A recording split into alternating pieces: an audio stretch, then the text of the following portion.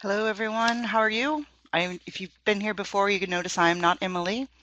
Um, Thank you, everyone, for joining the webinar today. Our webinar today is called Increasing Expectations, Building Writing Confidence Through Groups, presented by April Muchmore Voken. My name is Tracy Bailey, and I'm part of the marketing team here at National Geographic Learning. And before we start the webinar today, I just want to do a few housekeeping notes with you. Hello, Roxana. Hello. As always, we recommend attending today's session through a strong internet connection. We know that's not always possible, but it does prevent some connectivity issues that attendees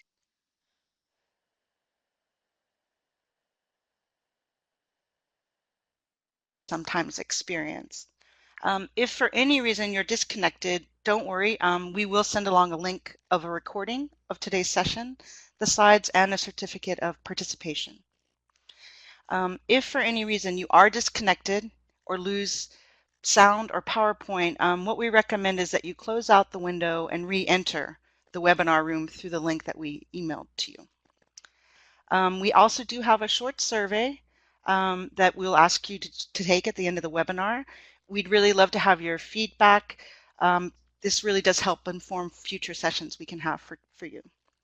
And lastly, while it's great to have an active chat box, let's try to keep the chat focused on the presentation as best we can. So let me introduce to you our speaker today. I'm going to go. April Munchmore Voken is an assistant professor for the English for Academic Purposes program at Hillsborough Community College in Tampa, Florida. She has 25 years of ESL experience in intensive, college level, and worksite study programs. Her current academic interests include reading and writing skills, as well as listening and speaking strategies. April is a co-author for Great Writing published by National Geographic Learning and is presented. Hello, everyone. It's good to see everybody here. How are you doing this evening? I would say welcome to sunny Florida, but right now we have a chance of rain, so I apologize in advance if for any reason you see any flashes of lightning or hear thunder while we're talking tonight. Oh, we've got so many people here from so many different regions. What I'd like to do, because you've learned a little bit about me, is I'd like to learn a little bit more about you. So what Tracy's going to do is she's going to pull over a dialog box, a poll, where you can tell me what continent you're from. If you'll click on there and let's get a survey of who's with us today. If you can't see the dialog box for some reason, feel free to throw your country into the chat area. Wow, look at everyone. Hi. All right, Europe's in the lead. Hello, France. We've got Moscow from all over the place. Well, welcome. Um, I'm really excited to meet you all, and let's take a minute to talk about what it is we're going to work with on this webinar today. All right, so Tracy, if you want to move that dialog box. Perfect. Oops, I'm experiencing technical difficulties. Hold on for just a second. So today's goals, what are we going to talk about today? Well, we'll briefly explore our students' attitudes towards writing. We'll discuss the way that group lessons help strengthen students' confidence and performance in your writing classroom. And we'll use the remainder of our time to explore activities that you can take into your classroom so that you can use cooperative group learning. Now, before we discuss how students feel about writing, I think it is interesting to find out how we feel as teachers about writing. And I'm not talking about teaching writing. You can love to teach writing, but not like to do it yourself. So Tracy's going to pull over another quick poll, and we're going to find out how you feel when you're faced with a writing task. For example, uh, a report that you have to present to a committee, or maybe you're still taking graduate courses and you have to do a research paper. Um, who are you as a writer? Is it your favorite thing to do? Are you good at it? But you don't have to work really hard? Is it not your favorite? Does it use, do you avoid it? Does it stress you out? Who are you as writers?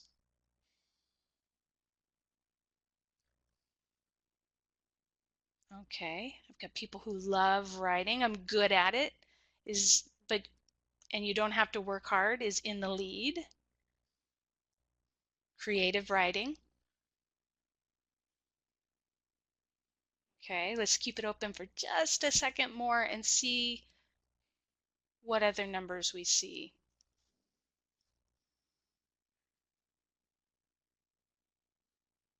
All right. So this morning we had more people who uh, felt that writing was a chore. It's looking like here we've got people who definitely enjoy writing, or at least don't find it their least favorite task to do. If I had to check one of the boxes, I would check that writing is definitely not my favorite, if I'm going to be honest. I love to teach writing. It doesn't matter what level it is, but having that deadline, writing a report, stresses me out. So I would do anything else other than doing writing. Um, so I think by looking at this, we're seeing the top half of the boxes being checked, where if we were to ask our students, we might see that they're checking the bottom three boxes. I'm okay at it. It's not my favorite thing. I completely avoid it. And yes, thank you. Perfect, Tracy. So I want to throw out a question to the chat box um, right now to ask you, why do you think it is that students have difficulty with writing, or they avoid writing? Or why is it, if you are one of the people who honestly check the box that writing stresses you out, what is it that causes you this stress?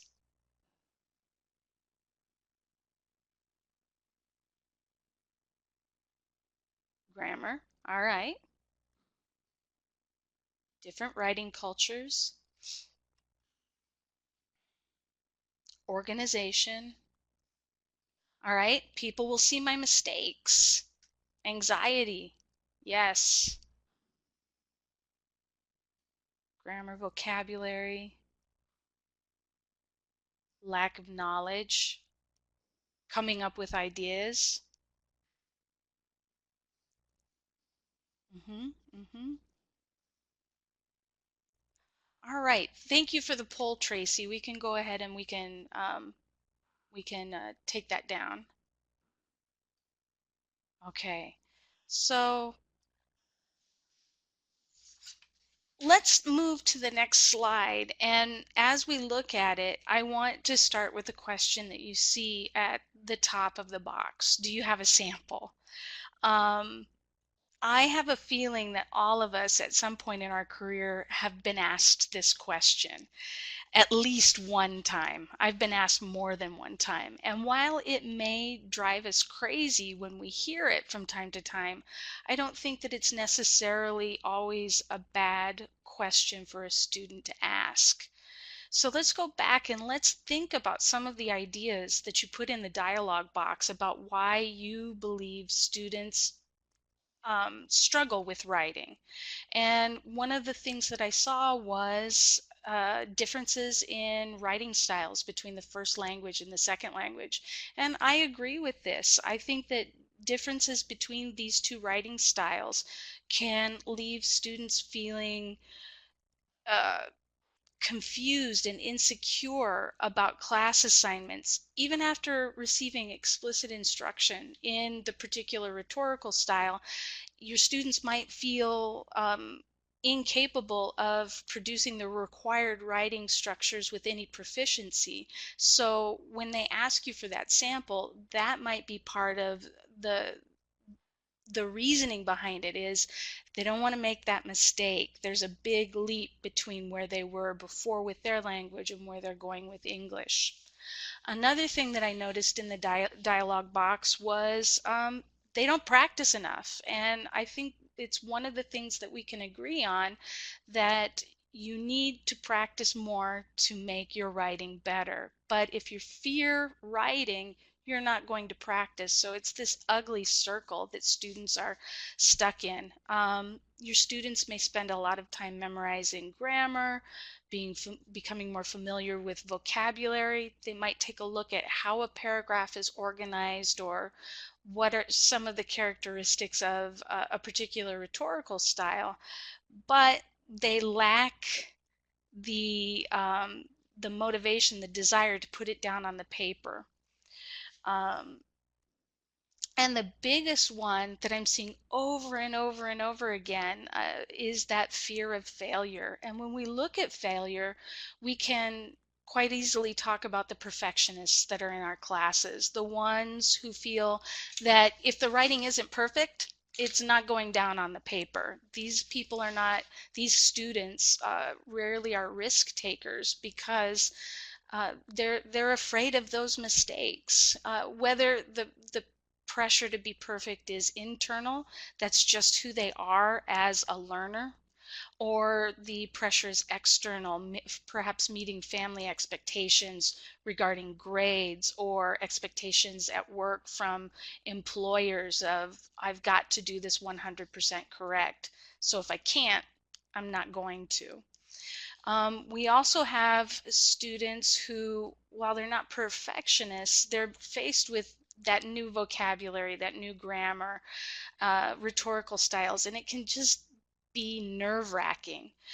So when they're sitting in your classroom, they're focusing on so many different things that they end up feeling that they've possibly missed something or have forgotten something the second that they walk out the door. So when they're faced with a writing activity that has some risk associated with it, for example, points, they freeze because they don't think that they have the ability to produce what they need to produce. Um, so now we're faced with this question for ourselves, and that is, what can we do to balance our students' need for security with our need to push them and help them grow in their writing ability? Over my years as a writing teacher, I've added many techniques and activities to my teacher's toolbox, and I've found that it helps my students thrive. However, in my experience, I found that students who participated in group learning, cooperative learning activities during class time before they face a high stakes writing assignment, something that's graded, something that will affect their points, this helps them to turn in better work on that assignment.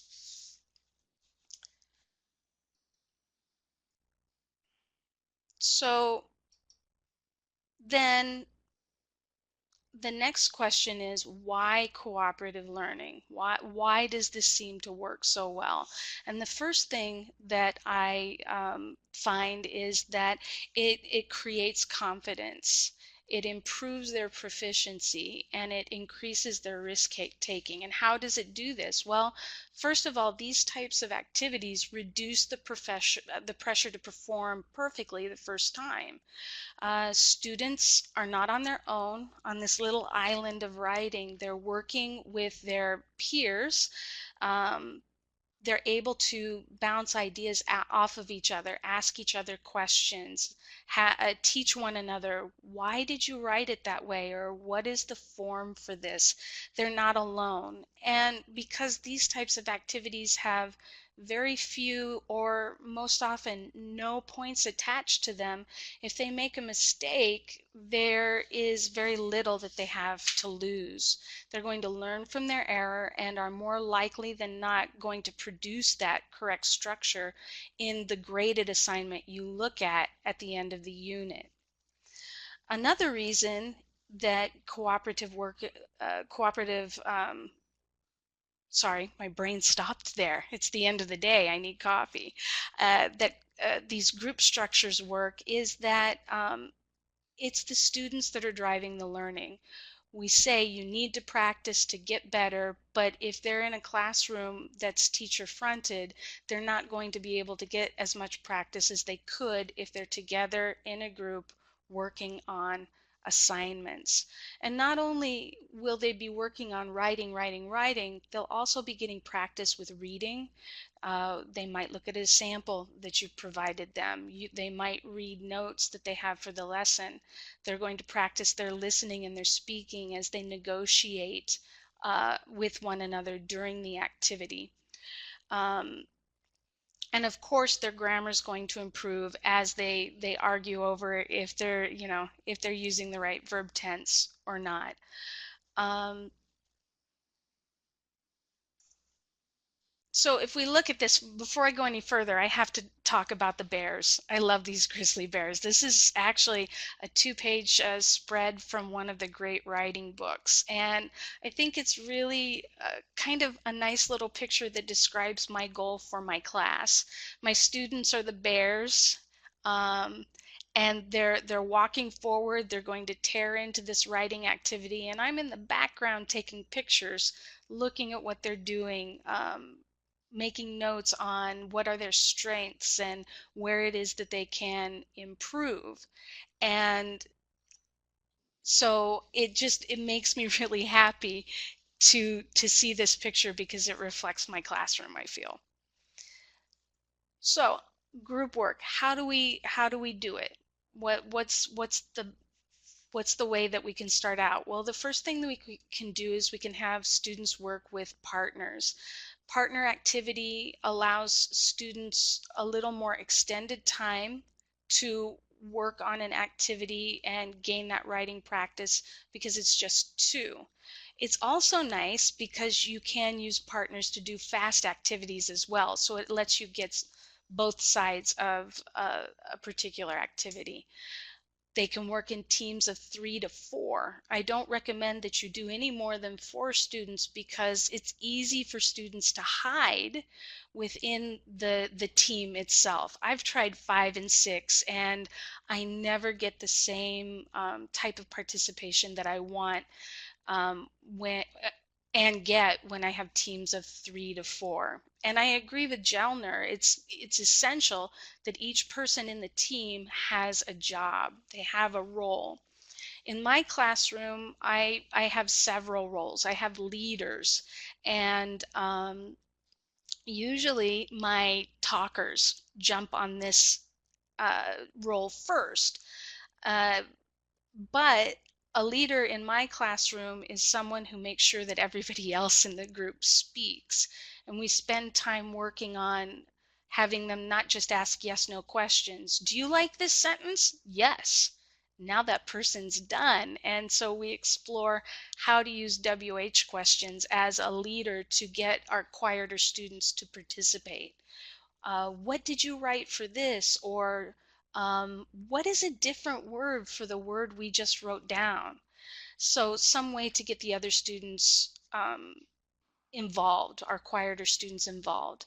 A lot of times I have a timer that I use. I try to anticipate how much time it's going to take to do the lesson, and I'm very lucky that I have a screen in my classroom I can project the timer onto. And so one of my students is a timer, and their responsibility is to make sure that the group stays on task, that they're not going too slow and they're not going to finish, or finish too early and not actually get the practice that they need. I have recorders, which my quiet students jump on. They're very excited about that. And until they find out that if I ask the group to present information to the class, they're going to be the ones that talk to the whole group.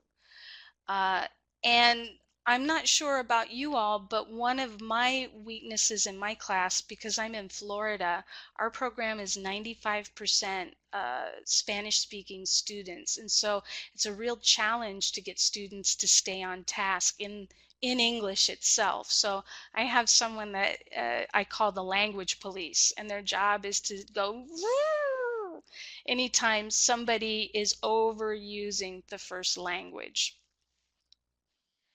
I find that your language police only needs to make a sound once or twice before the group settles in and really does use the target language. It works really, really well.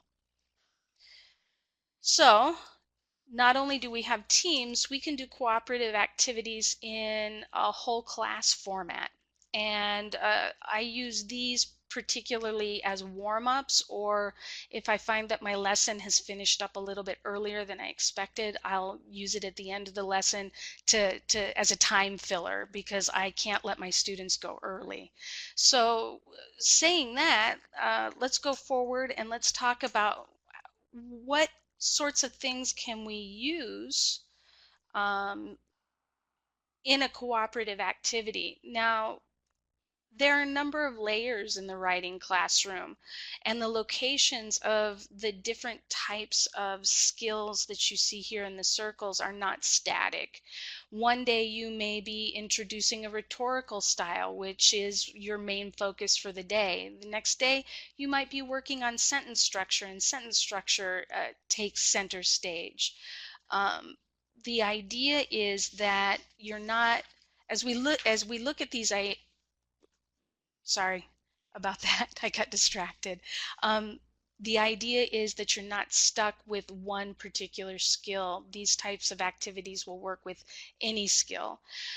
As we look at these activities, there is one thing I want you to keep in mind. In our group, we're all teaching different levels, and we're teaching different classes and are faced with different requirements regarding instruction and curriculum. So what might work well for me might not be possible for somebody else.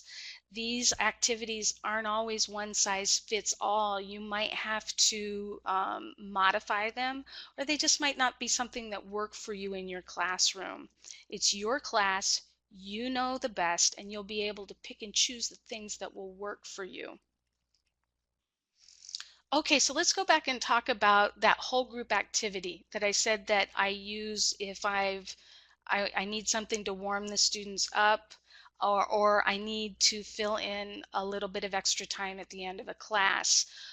Something that I use a lot is brainstorming. I have all of my writing classes, the students are required to keep a journal, and the students, without fail, will come to me and say, I just don't know what to write. I have zero ideas, even though we're using the Great Writing Series and there's a list of writing prompts at the end of every chapter. I think that sometimes, even with writing prompts, students are just facing a blank wall getting started. So I use these brainstorming activities to give students practice and get them ready to jump into what we're going to be working on in the class at that time. So you've got the whole screen here in front of you, and you'll see that I've got the Venn diagram and a T-chart. What I want you to do right now is work with me and pretend you're sitting in on a class, and I ask you to imagine the next Saturday you're going to 2 birthday parties. Both of them are for women. One woman is related to you and one is not. What gifts could you buy? And what I would do is I would start with 1 minute, giving the students 1 minute to brainstorm a list on their own. So let's see, what kind of presents would you buy for those birthdays? Flowers, all right. Clothes, a watch, perfume, chocolate. You can't go wrong with chocolate as far as I'm concerned. A scarf, perfume, books. Yes. Earrings, orchids. Oh, Maria, I'm sorry. People give me orchids. I can't keep them alive, but they're beautiful. All right, so already look at this. We're just generating a list, but they're great ideas. Now, I kind of spoiled the surprise for you. What I normally do is I give the students a prompt and they don't see the graphic organizer beforehand.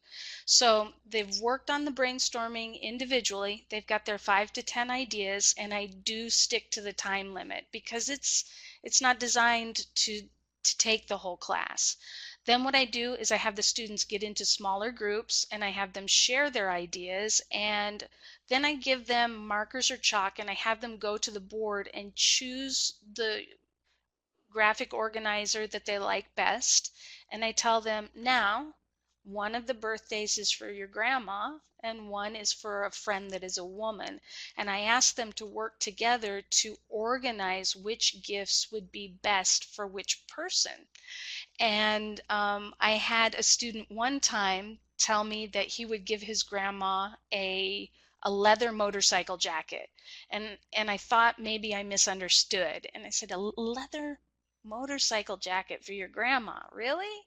And he said, yeah, my grandma's awesome. She's very adventurous. She rides her own motorcycle, and she should have only the best to protect her when she's out on her bike. So these ideas that they put into the list, they can explain what it is. Why do they choose that? The reasoning behind it.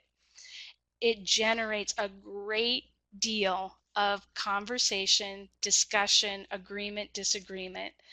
You could take it further. You could have them, if you wanted to, write about what they've brainstormed. But for me, it's just having them become used to the process of using the organizer and feeling more comfortable with creating ideas by seeing how their classmates create ideas.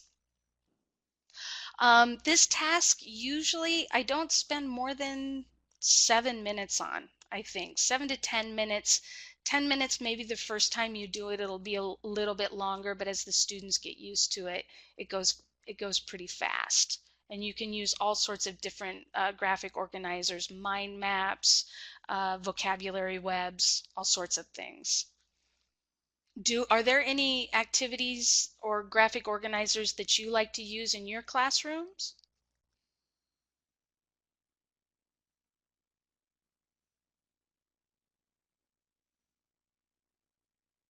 Bubbles, all right.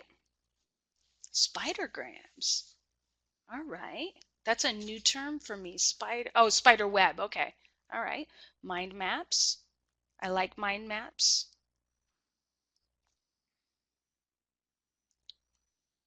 Vocabulary lists, having them generate the lists. All right, so I see I'm not alone in liking to use these graphic organizers in class. These are all awesome ideas. Okay, so let's go from something that is a little fast to something else that's actually a little fast.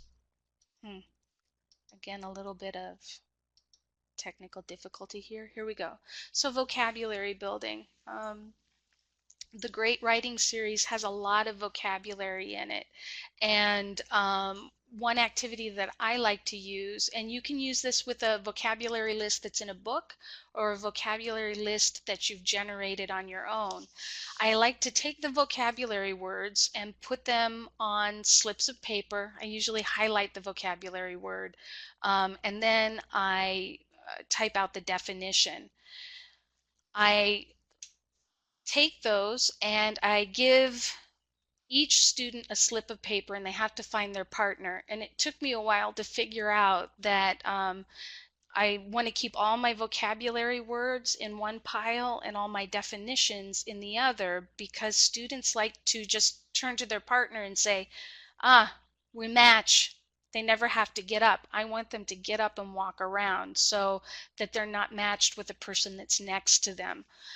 Once they find their partner, they go to a classmate, make sure that they've got the right match, and then they bring their match to me so I can double check it. And usually, if they've talked to somebody else in the classroom, the match is right.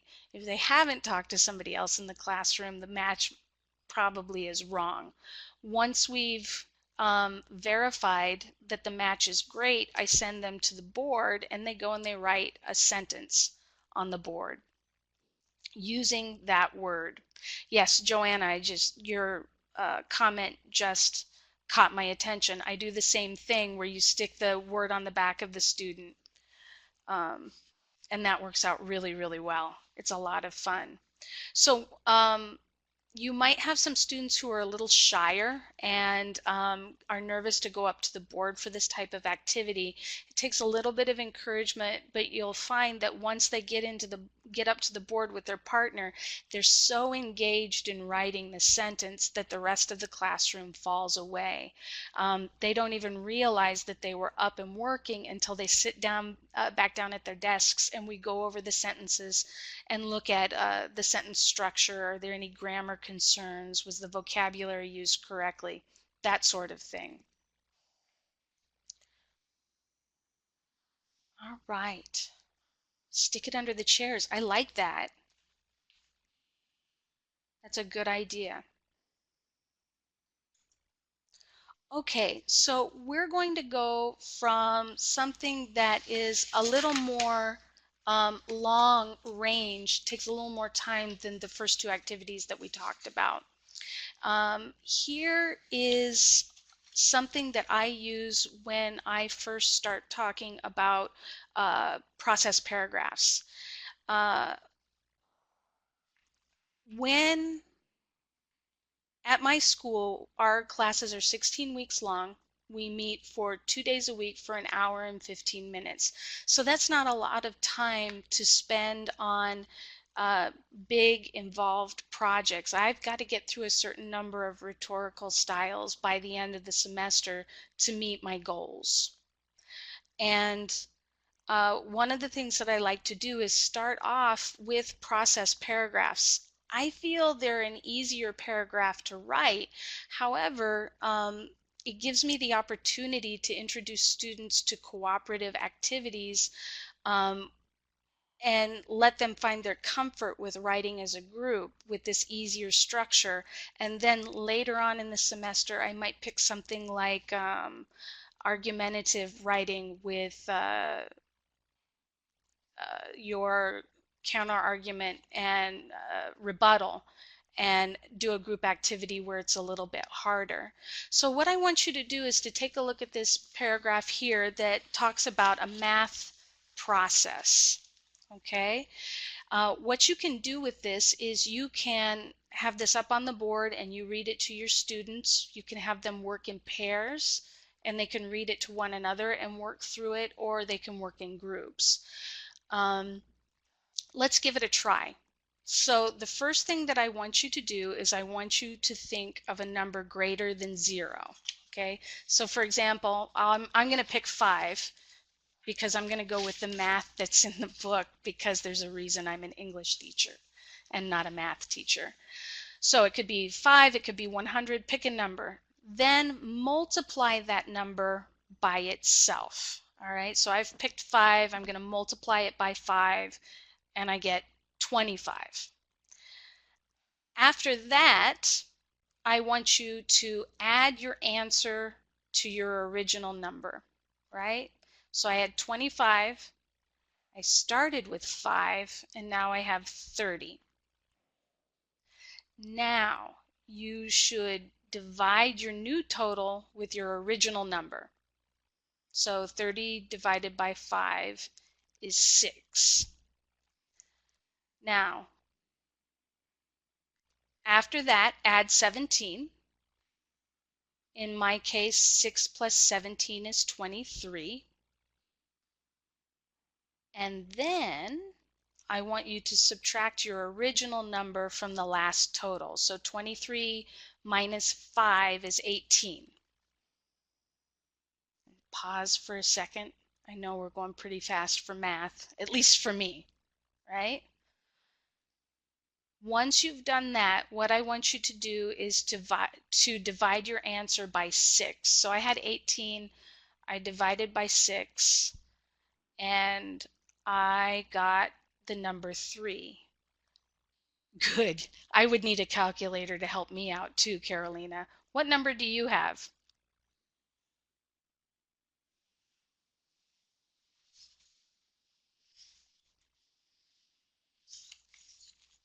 3, 3, 3. We went pretty fast. Everybody should have the number 3. It's just this really weird math thing that it doesn't matter what number you pick. If you follow those steps, you're going to get the number 3. Um, I like this one because what I do after I have the students engage with the information in the paragraph is we talk as a whole class, what does a process paragraph have? What should be in the topic sentence? What should be in the concluding sentence? What kind of grammar should we use? The grammar here is a little bit different from what I would normally teach because I took it from a different paragraph. Yeah, I'm not good at math either. Don't worry about it. You're good. You're good. Um, oh, we might look at transition words. What words do we use to show chronological order in a process paragraph? This you can use as a quick warm-up, a quick review. It doesn't have to take a long time. I usually use this the class period before I have the students do the next cooperative activity that I'm going to show you. So, process writing again, right? What we've got here is a really cool activity. Uh, I want you to think for a second. I want you to brainstorm what are some ideas that come to your mind if I were to ask you to give me the steps to a perfect cup of coffee. Go ahead and throw it in the chat box. Don't worry, Marta, we went really fast. I probably would have gotten 18 too. All right, so heat the water, fresh beans, a ton of love, toasted, strong, sugar and milk. I like that. Okay, we're getting some verbs there. Add, cream,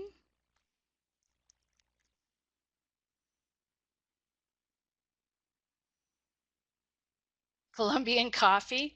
I have to say, the two biggest country groups in my program are Colombia and Cuba, and there are some very heated discussions about what the best cup of coffee is. Grinding the beans. Okay? Keep on doing it. Show me what you've got. All right, as you're generating ideas in the text box, I'm going to move on. So to be honest with you, this activity takes time. I have an hour and 15 minutes in my class, and it generally takes me to the end of an hour and 15 minutes. What I do is I have the students get into groups of 3 or 4. Usually I give them sticky notes because it's easy to get them on and off the wall without damaging the paint and making my boss unhappy. You could use index cards if you are in a classroom where resources are limited. Pieces of scrap paper or a sheet of paper with, let's say, 10 boxes drawn on the paper will allow you to easily do this particular activity. So I put the students together. I give them this task, brainstorm the steps for a great cup of coffee. And what they have to do without using sentences is put each step on a sticky note. And once they're finished, they take those sticky notes and they go to the board, and in chronological order from top to bottom, they give me the steps in the process. Once everybody's ready, usually depending on the level of your student, that can take 15 to 25 minutes. I have the students the groups get up and rotate to another set of instructions. So they're going to read the brainstorming list of another group. Could be the same cup of coffee, could be a different cup of coffee. They're going to definitely see different vocabulary. They're going to maybe see a different order. They're going to be thinking critically about, are these steps, is this everything I need to make the cup of coffee?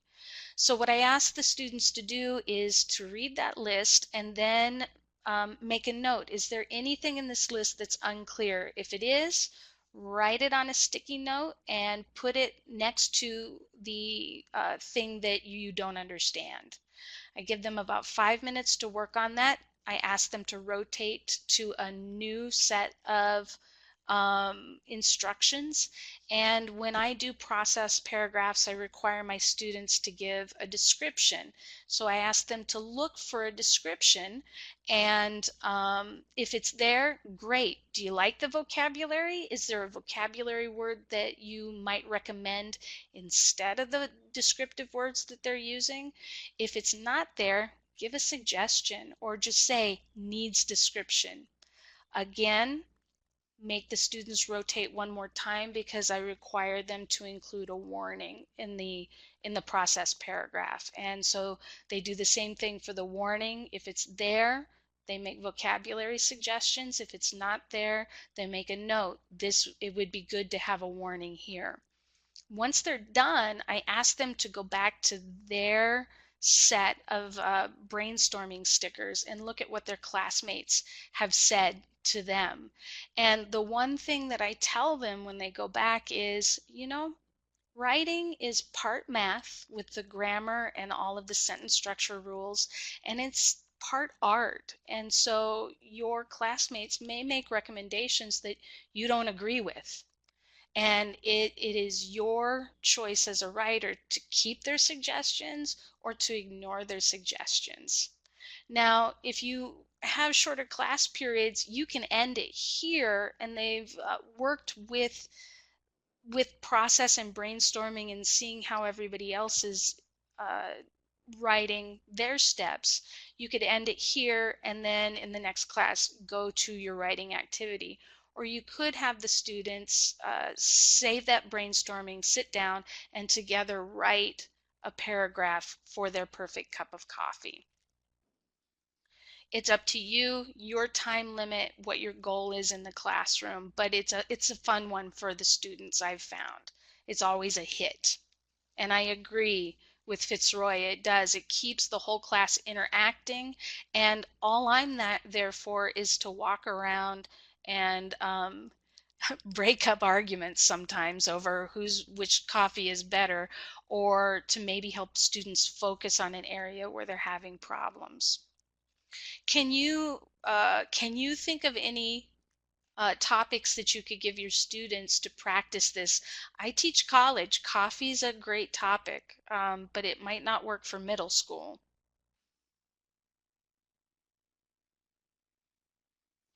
One that I've tried before that generates a lot of discussion is how to make a hard-boiled egg, because everybody does it differently. Okay, how to make a sandwich, a milkshake, pizza, fruit salad, planning a trip, that's a good one. Pancakes, muffins, how to have the perfect morning, sports. These are all excellent ideas. These are all excellent ideas. And as long as it's something that you've got your students that they buy into it, you you just get them started and watch them go. And when you get that final process paragraph back that's actually graded, it's going to be so much better than it would have been without this type of extra practice. All right, let's move forward to the next one. I'm going to skip this one because I'm looking at our time here and I want to make sure that we'll be able to finish. I'll come back to it if we have time at the end. So, comparison writing. Take a look at these two pictures here. We've got a cheetah and we've got a leopard. If you were to show these two pictures to your students, what sort of things do you think that they would throw out for comparison?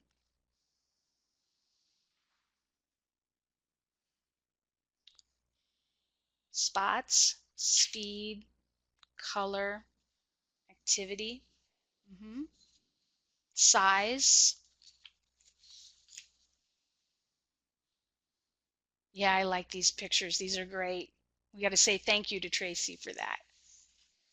Feline species. All right. Habitat.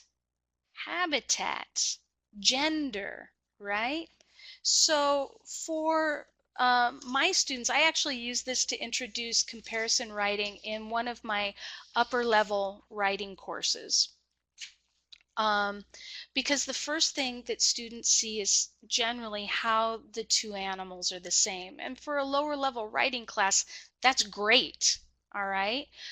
You can have the students brainstorm words with you, make a word map, and have them write sentences together about these two animals. But as students get higher up in the levels, they've got to start thinking more critically about the paragraph that they're going to be writing. And if I'm going to be honest, as an instructor and a reader, I don't want to read a paragraph about how cheetahs and leopards are the same. I can see they both got spots. I can see they both have they're both cats. What I want to know is how they're different. And so I use these particular pictures to have the students do a little bit of critical thinking about what makes an engaging topic. And so it takes a little bit of work, but I eventually get around to some of the ideas that you have here in the dialogue box is they live in different, what are their habitats? What are their hunting patterns? Perhaps what are their breeding patterns? That's what I want to know. That's beyond what I see here in the pictures. And as we're transitioning our students from the language classroom into using English in perhaps work or college, university, wherever they're going, we need them to think critically about the prompts that they're given, even for testing. So one way that I do this is by introducing with this here, doing the same thing I've done with you, and then I give them the activity of crazy couples. So let's flip to the next slide and take a look at this. I again use groups of 3 or 4, and the first group that I go to gets this particular prompt. I want you to compare squirrels and toddlers. Now, 50% of the time I have to define both things, and once I've defined it, they think that I'm crazy. And they're like, there's no way that we can write a paragraph comparing squirrels and toddlers. And as I go along to the other groups, giving out other topics, some of the topics that I give are volcanoes versus bad bosses, or difficult teachers, uh, recreational vehicles and spaceships, or Formula One race car drivers and politicians running for office, I'll hear there's no way we can write about it. There's nothing in common with either of these. And so as I go around, I go back to that first group and I might ask them questions about squirrels and toddlers. But sometimes I'll have with me photos of a squirrel and a toddler that show one thing that they have in common. And I love these pictures. That squirrel just, I love that squirrel. It's awesome. Once they see the pictures, or once you prompt them, what about how do squirrels eat, or how do toddlers eat? Um, Squirrels, what do they do when they're outside? They run around. It gets them thinking, and it allows them to become creative with their comparison. And it's much easier then for them to come up with 2 or 3 supports for this particular activity. The one thing that I absolutely love about the Crazy Couples writing is that it really helps students develop their voice in writing. These are some of the best papers that I get all semester long because I can see the student in the writing. So in the group, the students brainstorm the ideas, they outline it, and if we're short on time, I just have them work on creating one paragraph that I can look at later and make comments in the next class. Or if I have a little bit more time, I'll say, okay, Everybody start your paragraphs, and then I'll have them finish them at home. And in the next class, they'll come together and see how their paragraphs were the same or different. Um, and seeing how just because they wrote an idea one way doesn't make it wrong. It just makes it theirs. Do you have any other couples? We got some really good crazy couples in the morning activity. Can you think of two things to compare? Moms and lions. Love it. Yes.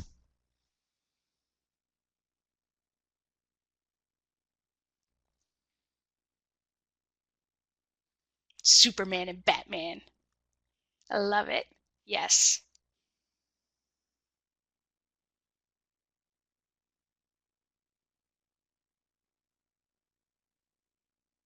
Headmasters and tigers. Rats and politicians. These are great ideas. Keep them coming. Keep them coming. I'm going to have to write some of these down. These are really good. I'm enjoying it. Okay.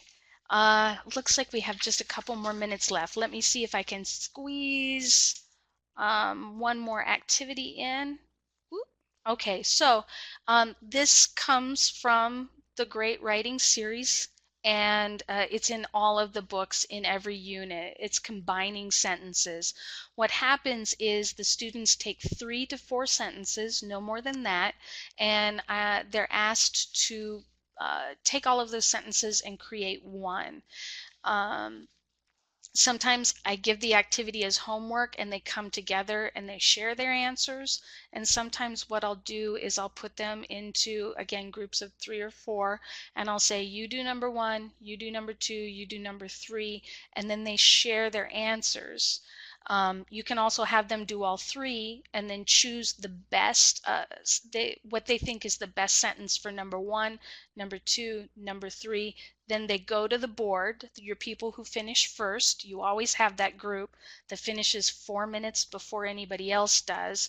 You send them to the board to write their best sentences, and as other groups finish, if they've got a different combination, they can go up to the board and write that new combination underneath. And it is really extremely cool to see the art, the differences in the sentence structures that students can come up with. So let's give this a quick try here.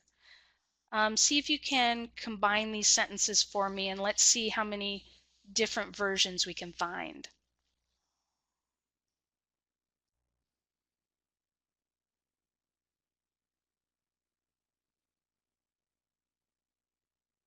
Ah, Judith, I like your sentence. You were ahead of me there. Good job. Joanna, yes. Okay. Yep. Bring it on. Let's see what you've got.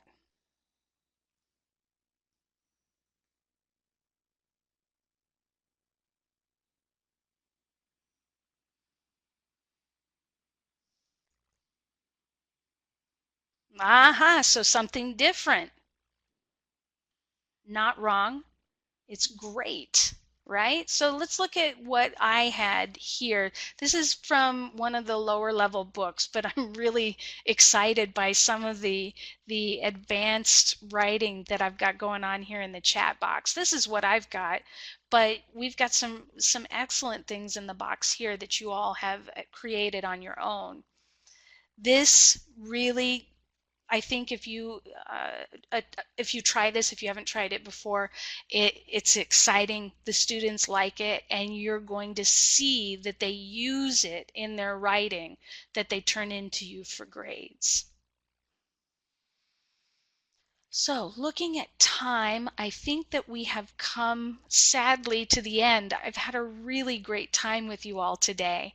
I wanted to show you the covers for the new Great Writing series. We've just introduced the 5th edition. We've made some changes to it, enhanced the vocabulary, lots of different things to take a look at. I wanted to take a few minutes here to ask if you have any questions for me. I know I'm not great at multitasking. You should see the screens that I have in front of me that are all moving right now. It's like I'm on the Star Trek, the Starship Enterprise.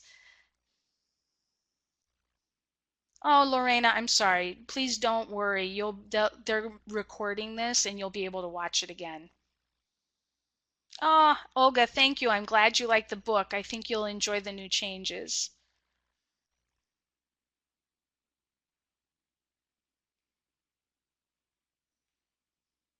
Thank you so much. Thank you. Keep it coming, and if you have a question, let me know.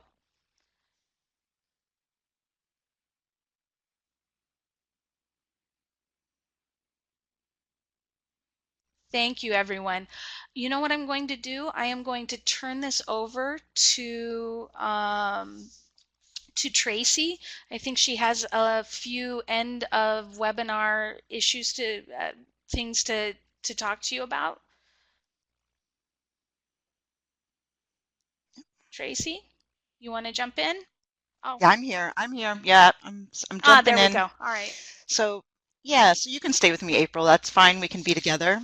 Um, yeah, so thank you, everyone. Again, like April said, a lot of the activities and things we looked at today, examples, came from the Great Writing Series. So if you're interested and want more information, you can go to www.eltngl.com. It's fast, /Great Writing to get more information.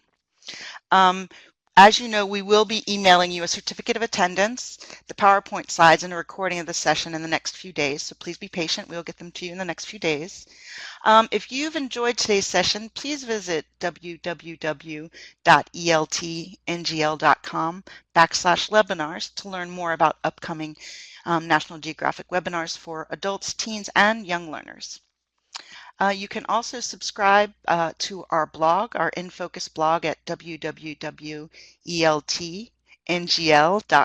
/infocus for more teaching tips for the ELT classroom.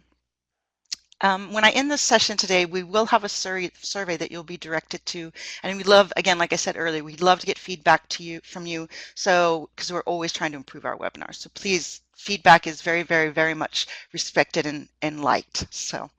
And then finally, we want Absolutely. to invite you to join our online community for teachers of English on our social media channels, where we offer up-to-date information about live and virtual events, practical classroom tips, exciting real-world content, and of course, new product information. So with that said, thank all of you so much for joining today. I hope this was really helpful.